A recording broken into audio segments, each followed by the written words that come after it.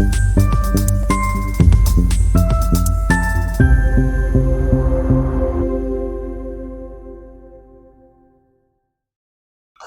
का ये वीडियो सिंह लगन लियो असेंडेंट वाले व्यक्तियों के लिए है दोस्तों। अगर आपके लगन कुंडली में पहले भाव में 5 नंबर अंकित है तो आप सिंह लगन यानी लियो असेंडेंट के व्यक्ति है। ये वीडियो आज आपको जनवरी 2025 का आपका राशिफल कैसा रहेगा इसके ऊपर बनाया जा रहा है। नमस्कार, मैं हूं डॉक्टर विवेक चोपड़ा और आज चर्चा कर रहा हूं मैं कि सिंह लगन वाले व्यक्तियों के लिए जनवरी 2025 में 9 ग्रह किस तरीके से शुभ और अशुभ अवस्थाओं में रहेंगे और कैसे शुभ ग्रहों का लाभ लिया जा सकता है और कैसे अशुभ ग्रहों की नेगेटिविटी को हम रिड्यूस कर सकते हैं। बात करते हैं हम सबसे पहले सूर्य ग्रह के।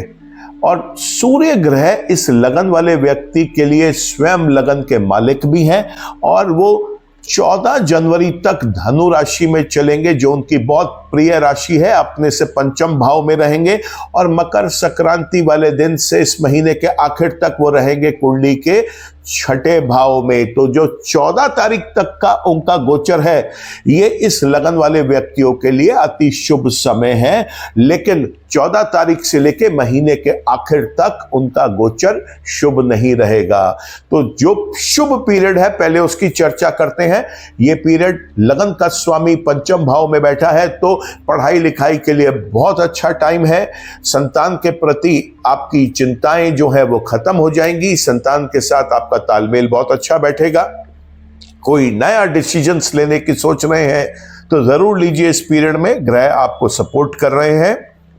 साथ ही साथ आप ये देखेंगे कि लगन से संबंधित हेल्थ से रिलेटेड आप अपने आप को ज्यादा स्ट्रांग, ज्यादा कॉन्फिडेंट और एक बेटर कन्विक्शन के साथ महसूस करेंगे कि आपकी वर्किंग चल रही है। मान सम्मान प्रतिष्ठा में भी वृद्धि होगी यहाँ पर और साथ ही साथ आप जिस भी काम में हैं वहां पर आपका पराक्रम बढ़ता हुआ दिखाई दे रहा है। लेकिन 14 तारीख के बाद इस महीने के आखिर तक जब ये 6ठे भाव में आ जाएंगे तो यहां पर ये आपको कष्ट भी देंगे, रोग ऋण विघ्न बाधाओं को बढ़ा देंगे। साथ ही साथ शत्रु आपको नुकसान पहुंचा सकते हैं। आपके यहां हॉस्पिटल बिल्स बढ़ने की उम्मीद दिखाई दे रही है। इसलिए अगर कोई भी हेल्थ रिलेटेड इश्यू आप देखते हैं इस तारीख के आसपास या इसके बाद तो आप तुरंत उसका एक इलाज करा के उसको उसी स्टेज के ऊपर ही आप क्योर करने की कोशिश करिए। अनवांटेड एक्सपेंसेस जरूर करवाएंगे जिसे हम नॉन प्रोडक्टिव एक्सपेंसेस बोलते हैं, उनसे बचना चाहिए। साथ ही साथ मान सम्मान प्रतिष्ठा में किसी कारण से कोई दाग लग सकता है, उससे भी बचिए आप। यहाँ पर कोई नया प्रोजेक्ट या कोई नया इनोवेशन या कोई नई योजना आप बना रहे हैं तो इस महीने के आखिर तक अगर 14 तारीख तक उसे इंप्लीमेंट किसी कारण से नहीं कर पाए हैं तो आगे इसे बिल्कुल भी इंप्लीमेंट करने की ना सोचें आप। सूर्य जितना समय अशुभ रहेंगे ऐसे समय में सूर्य को जल देना बहुत शुभ रहेगा। ऐसे समय में गुड़ और गेहूं का दान करना गरीबों में बहुत शुभ रहेगा। मंदिर में आप तांबे का लोटा दान कर सकते हैं। किसी गरीब साधु को आप बिठाकर भोजन कराएं, खास तौर से मीठे पकवान घर में बनवा कर आप बांटें या बाजार से कोई मिठाई लेके आप उसको खिलाएं। ऐसा करना भी बहुत शुभ रहेगा दोस्तों। यहाँ पे अब हम मंगल ग्रह की, तो मंगल ग्रह यहाँ इस कुंडली के अंदर योग कारक ग्रह होते हैं क्योंकि मंगल इस कुंडली में आपके 9वें स्थान के और कुंडली के अंदर वो 4थे भाव के स्वामी हैं और इस कुंडली में परम योग कारक ग्रह की भूमिका भी अपनाते हैं। मंगल यहां पर कुंडली के 12वें भाव में चलेंगे 21 जनवरी तक और ये भाव में मंगल इस लगन वाले व्यक्तियों के लिए अति शुभ रहता है। यहां पर भाग्य का भी साथ मिलेगा। चल अचल संपत्ति भी आप अगर कोई एकत्रित करना चाहते हैं या कोई चीज खरीदने की बुकिंग करने की सोच रहे थे, अच्छा रहेगा। समाज में आपकी प्रतिष्ठा बढ़ती हुई दिखाई दे रही है। आप जो भी कुछ एक्सपेंस यहां पर करेंगे वो आपके शुभ कारणों से ही होते हुए दिखाई दे रहे हैं। यहाँ पर पिता की तरफ से आपके एक अच्छा तालमेल दिखेगा आपके संबंधों में और अगर उनको कोई हेल्थ में इश्यू आ रहा था तो वहां पर भी आप देखेंगे कि वो बेटरमेंट की तरफ जा रहा है। कोई लंबी यात्रा करने की सोच रहे थे किसी बिजनेस के पर्पज से, तो वो कारगर सिद्ध होती हुई दिखाई दे रही है। मान सम्मान प्रतिष्ठा में तो वृद्धि होगी ही होगी। साथ में अगर आप कोई फॉरेन कंट्री में जाकर कोई काम करना चाहते थे या फॉरेन कंट्री से रिलेटेड कोई आप वर्क कर रहे हैं, वहां पर आपके कोई क्लाइंट्स हैं जिनके साथ आपकी डील्स होती हैं, तो इस टाइम पे उनसे पुनः संपर्क करके उन डील्स को मैच्योर करें। वो आपके लिए मैच्योर होते हुए भी दिखाई दे रहे हैं। मंगल की चौथी, सातवीं और आठवीं दृष्टि होती है, तो 12वें भाव में बैठकर मंगल यहां पर आपको सबसे पहले तो तीसरे घर का प्रभाव देंगे, यहां पे चौथे घर का प्रभाव देंगे, यहां पर कुंडली के छठे भाव का प्रभाव देंगे और कुंडली के 7वें भाव का भी प्रभाव देंगे। तो पराक्रम में भी वृद्धि करेंगे, छोटे भाई बहनों के साथ संबंधों में भी मधुरता लेके आएंगे, पति पत्नी के बीच के जो रिलेशंस हैं वो बेटर होंगे, साथ में आपके पार्टनर्स के साथ आपके रिलेशनशिप्स बेटर होंगे, आपके दैनिक रोजगार में वृद्धि दिखाई देगी। और आप अगर कोई ऐसा काम करने चाह रहे थे जिसमें आप पार्टनर्स ढूंढ रहे थे अपने लिए और उनके साथ मिलकर कोई काम करना चाहते थे, तो ये बेटर समय है उसके लिए। मंगल यहां पे छठे भाव को देख रहे हैं, तो रोग ऋण विघ्न बाधाओं से आपको मुक्त करेंगे, गुप्त शत्रुओं से आपको बचाएंगे, और गुप्त शत्रु या कोई भी किसी भी प्रकार का आपका शत्रु है, उस शत्रु को भी वो हानि पहुंचा सकते हैं। तो ये भी आपके लिए गुड न्यूज है। यहां पर मंगल के और अच्छे रिजल्ट्स लेने के लिए इस कुंडली का, चूंकि ये योग कारक ग्रह भी है, एक मूंगा रत्न धारण किया जा सकता है। साथ ही साथ 21 तारीख से लेके इस महीने के आखिर तक मंगल जो है वो कुंडली में 11वें भाव में आ जाएंगे, क्योंकि वो वक्री हो जाएंगे तब, और ये उनका जो गोचर है ये आपके लिए अच्छा नहीं रहेगा। अब यहां पर हमारे को लाभ में भी कमी होती हुई दिखाई देगी, धन का भी नुकसान होगा, कुटुंब के अंदर भी कोई परेशानी आ सकती है, या कुछ ऐसा हो सकता है कि कुटुंब में लोगों के साथ आपका तालमेल बिगड़े, आप अपनी कम्युनिकेशन से किसी का दिल तोड़ सकते हैं, किसी को आप ठेस पहुंचा सकते हैं, जिससे आपको बचना चाहिए। मंगल ग्रह इतने पीरियड में 21 तारीख से 31 तारीख तक आपके पंचम भाव को देखेंगे, तो कोई बड़ा डिसीजंस मत लीजिए, क्योंकि वो गलत जा सकते हैं। पढ़ाई लिखाई करने वाले विद्यार्थियों के लिए भी ये समय फोकस बिगाड़ने वाला है, इसलिए उनको अपना ध्यान एकत्रित करने के लिए आपको चाहिए कि थोड़ा मेडिटेशन करें, पूजा पाठ करें। यहाँ पर आप हनुमान चालीसा पढ़कर सोएं, बजरंग बली के मंदिर में जाकर दर्शन करके आएं। सुबह आप पूजा करने के बाद मंगल ग्रह के जप करें, ऐसा करना भी शुभ रहेगा। लव रिलेशनशिप्स में कोई प्रॉब्लम आ सकती है, तो आपने आवेश में आके अपने रिलेशन को बिगाड़ना बिल्कुल भी नहीं है। यहाँ पर गुप्त शत्रु भी आपको नुकसान पहुंचा सकता है, कोई छोटा मोटा रोग भी दिखाई दे रहा है यहाँ पे, तो उसके लिए आप मंगल ग्रह से संबंधित वस्तुओं का दान करें, ऐसा करना शुभ रहेगा आपके लिए। आप एक और छोटा उपाय कर सकते हैं कि किसी भी घास वाली जमीन पर जाके आप 1 चम्मच शहद को, वहां पर कहीं पर भी आपको कीड़े मकोड़े दिखाई दें, कोई पेड़ के नीचे आपको किसी जगह पर कीड़े मकोड़े दिखाई दें, तो उनके लिए वहां पर आप 1 चम्मच शहद टपका के आ जाइए और आप प्रार्थना करिए भगवान से कि वो इस समय आपका साथ दे, आपको सद्बुद्धि दें और आपकी एनर्जीज को किसी गलत डायरेक्शन में ना जाने दें। ग्रह 24 जनवरी तक इस लगन वाले व्यक्तियों के लिए बहुत शुभ रहेंगे, क्योंकि वो कुंडली के 5वें स्थान पे रहेंगे और वहां पर बैठकर वो अपने ही घर को देखेंगे, 11वें भाव को। बुध ग्रह इस कुंडली में दूसरे और 11वें स्थान के स्वामी भी हैं, पंचम भाव में बैठे हैं। बहुत प्यारा योग है दोस्तों, लाभ बढ़ेगा। सबसे पहली बात, बड़े भाई बहनों के साथ संबंधों में मधुरता आएगी, कम्युनिकेशन बेटर करेंगे, धन एकत्रित करने में आसानी रहेगी, कुटुंब के लोगों के साथ तो बेटरमेंट है ही है, कम्युनिकेशन में भी बेटरमेंट है। डिसीजन मेकिंग के लिए बहुत अच्छा समय है। कोई अगर लाभ कमाने के लिए कोई डिसीजन लेना चाहते हैं तो इस समय वो डिसीजन लिया जा सकता है। संतान की दृष्टि से आपके लिए अच्छी न्यूज ये है कि आपके संतान के साथ आपके संबंध बेहतर हो रहे हैं, और अगर कोई परेशानी चल रही थी, कोई नॉन कंपैटिबल सिचुएशन चल रही थी, वहां पे भी आप बेटरमेंट होता हुआ देखेंगे यहाँ पर। साथ ही साथ आपको एक चीज और बताऊंगा कि बुध ग्रह इस कुंडली के अंदर दूसरे भाव के भी स्वामी है, पंचम भाव में बैठे हुए हैं, लव रिलेशनशिप्स को बेटर करेंगे। और ऐसे समय में कोई ऐसा रिलेशनशिप आपका बन सकता है, और अगर कोई पुराना रिलेशनशिप है तो उसको आप एक शेप अप कर सकते हैं, जहां पर आप अपने पार्टनर के साथ रेस्ट ऑफ द लाइफ आगे रहने के लिए प्लानिंग करना शुरू करें, परिवारों के साथ बात करनी शुरू करें। क्योंकि कुंडली में मैरिज और लव मैरिज के जो इंडेक्सेस हैं उसमें दूसरे, 5वें और 11वें घर का बहुत बड़ा रोल रहता है। और यहां पर खुशकिस्मती यह है कि बुध ग्रह वही कॉम्बिनेशन बना रहे हैं, दूसरे और 11वें के स्वामी होकर 5वें स्थान पे बैठे हुए हैं। तो इसका फायदा उठाया जाए 24 तारीख तक, क्योंकि 24 तारीख से लेके और फिर 31 तारीख तक बुध ग्रह जो है वो कुंडली के 6ठे घर में चले जाएंगे। यहां पर वो जो जितना अच्छा प्रभाव वो आपको पहले 24 दिनों में दे रहे थे, अब आपको देते हुए नहीं दिखाई देंगे, बल्कि यहां पर धन की हानि हो सकती है। कुटुंब में आपके लोगों के साथ कोई विचारों में मतभेद, मनभेद हो सकता है। साथ ही आपका तालमेल अपने कुटुंब के लोगों के साथ, बड़े भाई बहनों के साथ बिगड़ सकता है।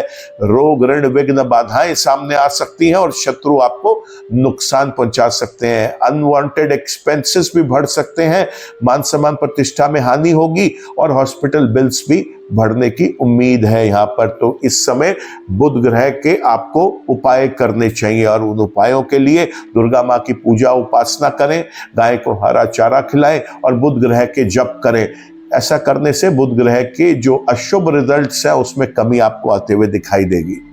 बात करें इस लगन के व्यक्तियों के लिए अब बृहस्पति ग्रह की, तो बृहस्पति ग्रह 5वें और 8वें स्थान के स्वामी हैं और स्वयं कुंडली के अंदर दशम भाव में चल रहे हैं। ये समय पीछे महीने की तरह इस महीने भी बृहस्पति की दृष्टि से बहुत शुभ रहने वाला है। कारोबार में वृद्धि होती हुई दिखाई दे रही है, धन भी बढ़ता हुआ दिखाई दे रहा है, शत्रुओं का भी नाश करेंगे यहाँ बैठ के और चल अचल संपत्ति में भी वृद्धि करवाएंगे। डिसीजन मेकिंग में बेटरमेंट दिखाई देगा, बच्चों की तरफ से आपको इंप्रूवमेंट्स दिखाई देंगे और साथ ही साथ लव रिलेशनशिप्स में भी बेटरमेंट यहाँ पे दिखाई दे रहा है। 8वें घर के स्वामी हैं, 10वें घर में बैठे हुए हैं, तो जो लोग इनोवेशन, कम्युनिकेशन और कोई क्रिएटिविटी का वर्क करते हैं, रिसर्च का वर्क करते हैं, उन लोगों को विशेष रूप से लाभ होता हुआ दिखाई दे रहा है। अगर कोई कोर्ट में केस लंबित है तो भी बृहस्पति देव उसके लिए हेल्प करेंगे। अगर आपकी इस समय महादशा अंतरदशा भी अगर बृहस्पति की चल रही है तो वहां पर भी आपको यहाँ पे लाभ मिलता हुआ दिखाई दे रहा है। कोई नया काम शुरू करना चाहते हैं, कोई जॉब ज्वाइन करना चाहते हैं इस समय, तो बृहस्पति आपको उसके लिए भी फेवर कर रहे हैं। कुल मिला के बृहस्पति का ये पीरियड अच्छा रहेगा इस कुंडली वाले व्यक्तियों के लिए। बृहस्पति अगर आपके जन्म के भी अच्छे हैं तो आपको पुखराज रत्न जरूर धारण करना चाहिए। अभी कुछ महीने और बृहस्पति ग्रह इसी राशि में ही गोचर करेंगे। बात करते हैं अब हम शुक्र ग्रह की। शुक्र ग्रह इस कुंडली में 10वें और 3रे स्थान के स्वामी हैं, गोचर कर रहे हैं। वो वर्तमान में 27 तारीख तक कुंडली के 7वें भाव में कुंभ राशि में, और उसके बाद वो गोचर करेंगे मीन राशि के अंदर अष्टम भाव में। ये दोनों ही राशियों में उनका गोचर शुभ नहीं है। तो सबसे पहले कारोबार की दृष्टि से शुक्रदेव इस महीने आपको हेल्प नहीं करेंगे।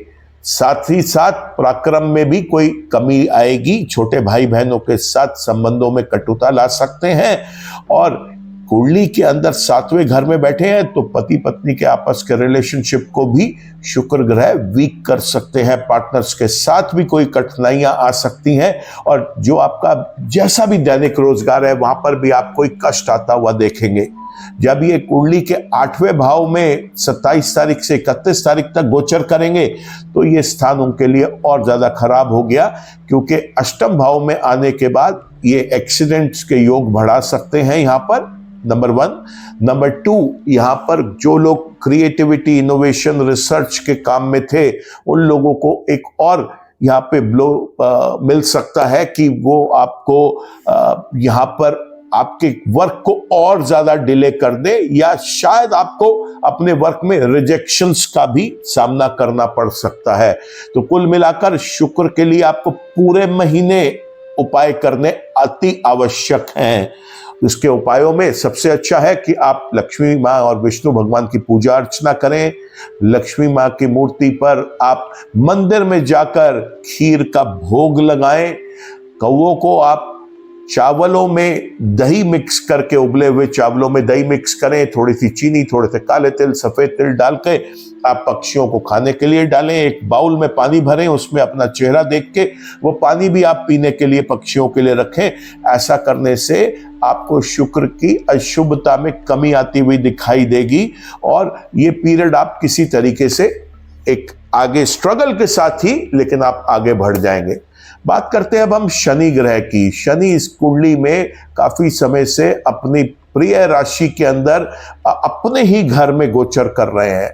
ये शनि का गोचर बहुत खूबसूरत है दोस्तों इस लगन के व्यक्तियों के लिए, क्योंकि उन्होंने बहुत एंजॉय भी किया है इस शनि के गोचर को काफी टाइम से।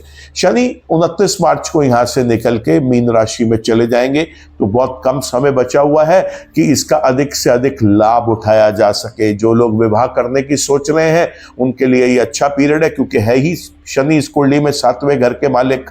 साथ ही साथ अगर कोई पार्टनरशिप में काम शुरू करना चाहते हैं तो वो भी आप कर लीजिए, क्योंकि 29 मार्च को इनका गोचर मीन राशि में हो जाएगा। तब ये उतना आपके लिए लाभकारी नहीं रहेंगे। दैनिक रोजगार में वृद्धि होती हुई दिखाई दे रही है।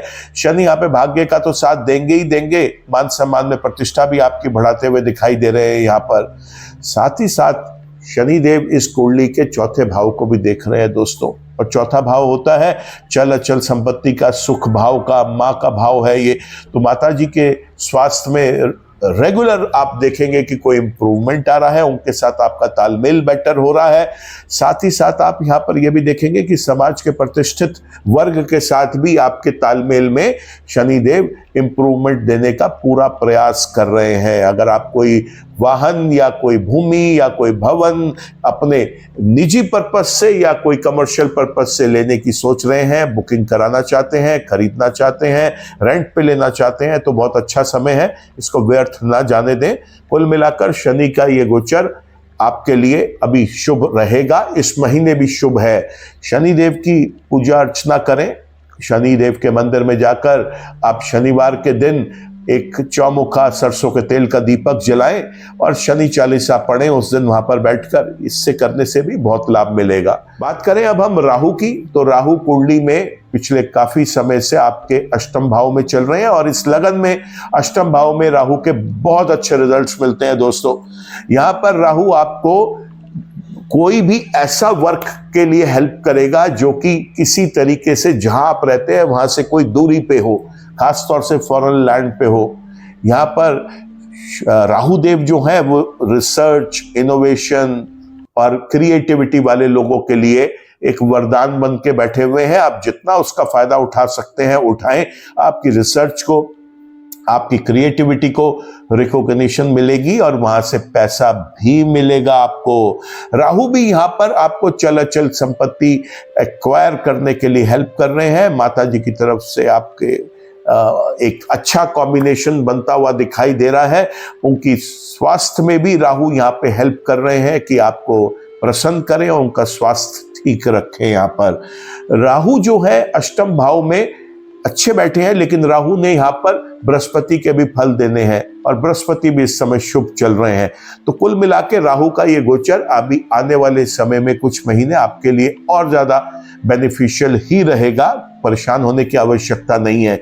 लेकिन वहीं अगर हम देखें केतु, तो मैंने आपको पहले भी हर वीडियो में बताया कि केतु जो रिजल्ट्स है वो केवल और केवल अपने राशि के स्वामी के देगा। तो बुध ग्रह यहाँ पर आपको 24 जनवरी तक शुभ रिजल्ट्स देंगे और उसके बाद उनके रिजल्ट्स में कमी आ जाएगी, अशुभता बढ़ जाएगी।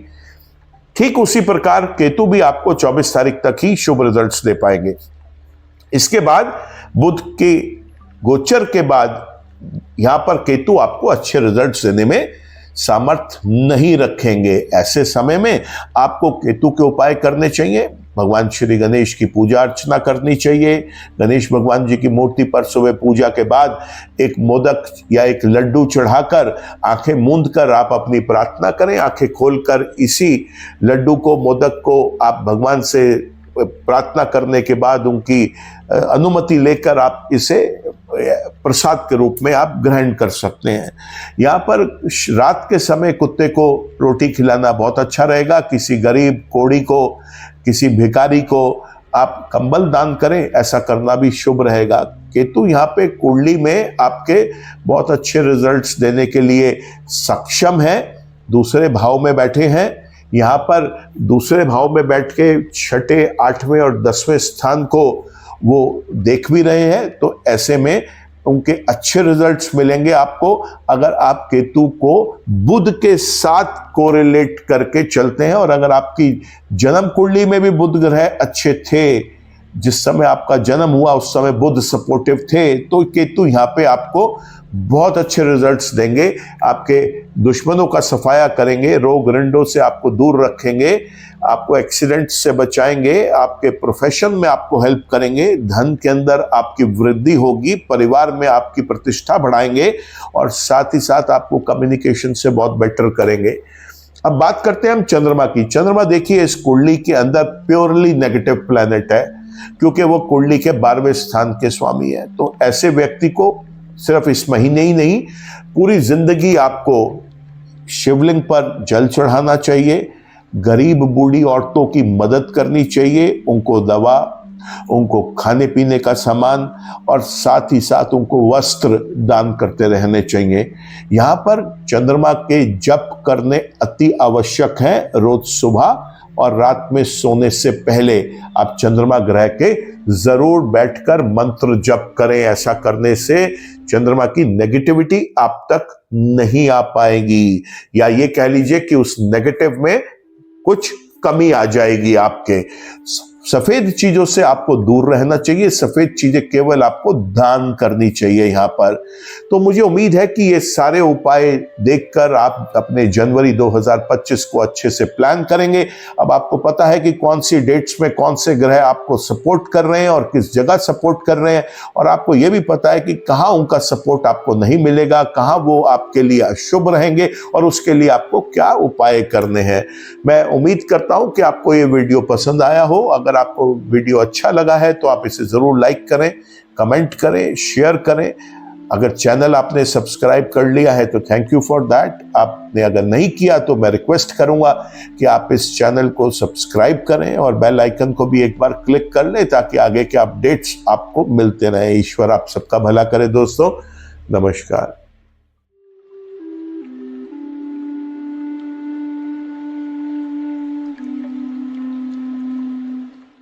जीवन की सभी प्रकार की व्यक्तिगत, पारिवारिक और व्यावसायिक समस्याओं के समाधान के लिए तुरंत संपर्क करें।